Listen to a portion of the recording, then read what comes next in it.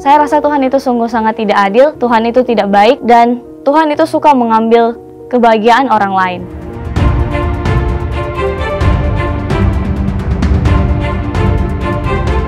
Perkenalkan, nama saya Francisca Bahasa. Saya lahir dan dibesarkan dari keluarga Kristen dan orang tua saya bekerja sebagai hamba Tuhan. Kami hidup dalam pelayanan sejak kecil dan untuk itu kami jadi mencintai pelayanan itu. Saat itu Papa ditugaskan di Sorong dan ada banyak kegiatan yang dibuat. Semuanya berjalan dengan baik, termasuk ada satu KKR yang dilaksanakan dan itu bisa berjalan dengan lancar. Dan bisa dikatakan KKR itu berhasil. Tapi 1 minggu setelahnya, Allah yang kami anggap luar biasa saat itu berubah jadi Allah yang jahat. Oleh karena saat itu Tuhan biarkan mama saya meninggal.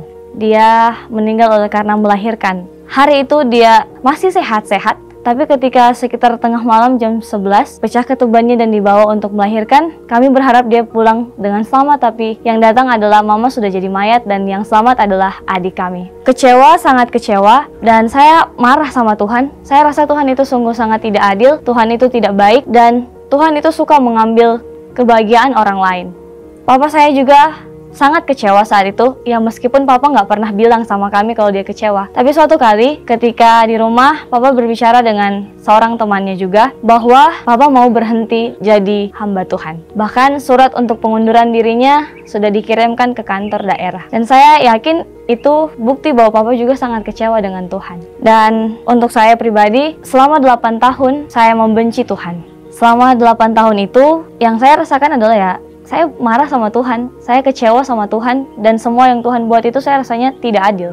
Karena sekali lagi, saya rasa Tuhan sudah ambil kebahagiaan terbesar saya, yaitu diambil mama saya. Selama itu saya hidup jadi 2 orang yang berbeda. Di depan papa saya jadi anak yang manis. Tapi di belakang itu saya menggunakan uang Tuhan dan pakai itu untuk kesenangan pribadi saya pada hari Sabtu. Dan itu saya lakukan dengan sengaja sebagai balasan bahwa karena Tuhan ambil milik saya akan ambil bagian Tuhan. Sampai juga pada satu ketika saya rasa tidak ada lagi jalan keluar selain mengakhiri segala sesuatunya. Saya coba untuk mengkonsumsi beberapa obat supaya saya bisa overdosis. Saya bisa selesaikan segala masalah yang ada. Saya coba minum itu, tapi sayangnya keinginan saya tidak tercapai. Tuhan masih biarkan saya hidup. Dan saat itu saya semakin membenci Tuhan. Saya benci Tuhan, kenapa Tuhan masih izinkan saya untuk terus hidup, sedangkan Tuhan jahat kepada saya.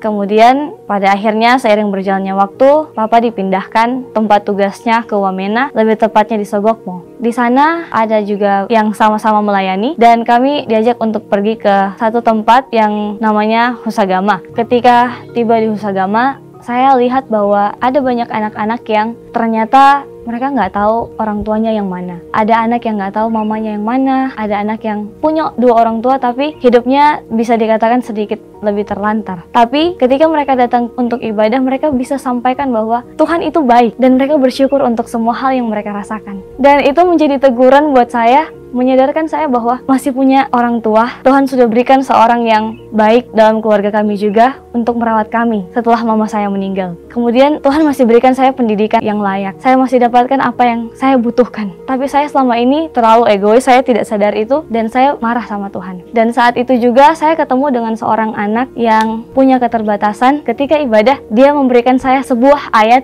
yang menguatkan saya saat itu. Dan ayat itu terdapat di dalam Ayub 23 ayat 10 yang berbunyi, karena ia tahu jalan hidupku, sekalipun ia menguji aku akan timbul seperti emas. Ayat ini membuat saya tertegur dan anak ini juga membuat saya tertegur bahwa ya dia bisa bersyukur dengan keadaan yang dia alami saat itu. Dan mulai saat itu saya akhirnya berdamai dengan diri saya sendiri, saya akhirnya berdamai dengan masa lalu dan saya berdamai dengan Tuhan. Jadi sejak saat itu saya memilih untuk melayani Tuhan, saya memilih untuk mau menjadi seorang misioneri. Dan saya datang ke kampus ini, ke kampus 1000 Misioneri Indonesia, khususnya di daerah Medan, tempatnya di Tongging. Ya, saya telah melayani selama 1 tahun dan tetap melayani sampai hari ini.